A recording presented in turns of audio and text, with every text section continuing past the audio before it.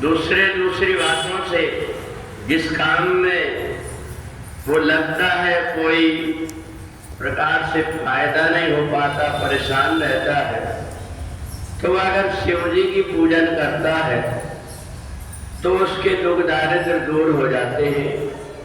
एक समय एक देवल नाम के राजा थे। राजा के राज्य में धन और सेना सब कुछ थी, पर राजा अपने संतान से बड़ा परेशान था। अनेक प्रकार के दुर्व्यसन में पड़ती, जिससे राजा बड़ा चिंतित रहता कि मेरे बाद में प्रजा को जिस प्रकार से मैंने पुत्र जैसे पाला है और ये मेरे जितने भी संतान हैं उनको अपने अनेक प्रकार की बुरी आदतों में पड़ करके अपना स्वार्थ दिखता है। उसी समय देवल ऋषि ने जैसे ही देखा कि राजा बड़ा दुखी है, तो उस समय पर उन्होंने कहा एक काम करो, श्रावण के महीने में भगवान शिव की पूजन का बड़ा महत्व है। तुम एक काम करो, रोज भगवान शिव की जैसी बनती है वैसी पूजन करो। शायद हो सकता है कि तुम्हारे घर में सुख शांति आ जाए।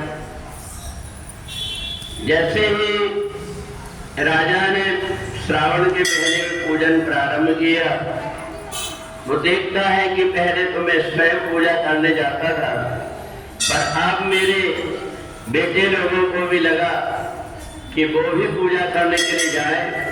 धीरे धीरे जब वो भगवान शिव की पूजा करने लगे, तो एक दिन वो स्वप्न देखते हैं कि हमारे पहले जन्म में हम चंडाल योनि में थे, हमने भगवान का कभी पूजन नहीं किया, इसके कारण हमें इस जन्म में धन तो मिला, परंतु हम उसका सदुपयोग नहीं कर पा रहे। उन्होंने प्रातःकाल उठ करके पिताजी से बताया। भगवान शिव आए और भगवान शिव ने थोड़ा सा जल छिड़का और हमारे विचार बदल गए। अब आप जैसे कहेंगे हम वैसे करेंगे। तो भगवान शिव का जो पूजन है, भावी मेट सके त्रिपुरारी, भगवान शंकर हमारे भाग्य की रेखाओं को बदल देते हैं। तो इसलिए जो श्रद्धा और भक्ति से भगवान शिव की पूजन करता है, भगवान शिव की पूजन में जितनी भी जो कुछ सामग्री है सहज रूप में जो मिल जाती है, उसको लेकर के भगवान शिव का जो पूजन करता है उसके ऊपर भगवान की कृपा होती है। और वैसे तो 12 महीने हम कभी भी पूजा कर सकते हैं, परंतु श्रावण महीने में अगर हम भगवान शिव की पूजन करते हैं तो उसका यज्ञ जैसे फल होता है। बोलिए सच्चिदानंद भगवान।